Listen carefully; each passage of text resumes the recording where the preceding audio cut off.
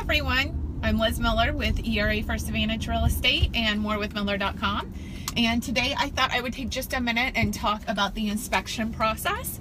I get a lot of questions, especially from buyers, about when does that take place and how does it happen, and does it kind of cover you if something's really wrong with the house, that kind of thing.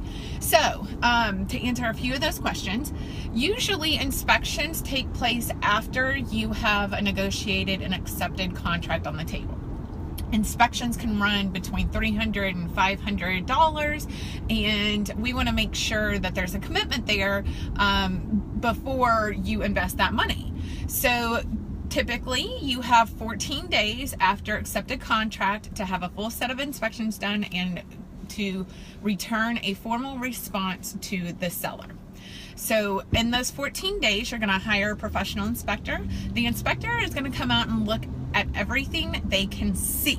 So the things that they cannot be held, responsible for, or things that are going on in between the walls, in between the flooring and the subfloor, in between the cabinets and the floor. If they can't see it, they can't inspect it. So what they can inspect though, and what they do inspect, is the roof, the heating and air units, all the kitchen appliances that are staying. They're going to look at all of the outlets. They're going to get in the crawl space if there is one. They're basically going to look at everything that they can see. So after they go out there, they return a formal response or report to you as the buyer. Somewhere in that report, there's generally a summary section, and that is what I encourage buyers to really pay attention to. That summary inspection, or that summary section of the inspection report, is what lists defects and major safety concerns. Those are the items that are most generally going to be of concern to a new buyer. So when you are looking and you're putting together your formal response for the seller, you're going to want to look at those things that are defects and safety concerns. Those are the items which, if you ask the seller to repair those things and the seller says no, and again, you have to ask them and they have to say no, but if it's something that they won't fix and it is really troublesome to you, that is an area where you can actually exit the contract and take your earnest money with you.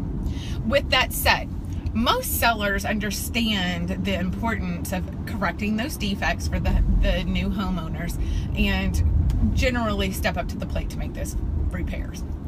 All of that happens again within 14 days, and then you give it over to the seller to take a look at and decide if it is within their means and their budget and everything else to make those repairs for you.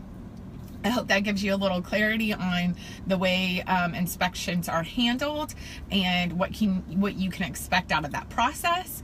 One more thing to note is that inspections are not a place to really negotiate purchase price again. The purchase price is already negotiated out in your purchase agreement and your offer. Your lending is tied to it, and usually by the time that inspections are done, your lending is already beginning to work on your loan. So in most cases, negotiating purchase price at inspection point is not an option. Again, hope that this helped. If you have any further questions about this part of the process or any other, feel free to give me a shout. You can reach me at 812-568-0088, or you can always find me at morewithmiller.com. Thanks.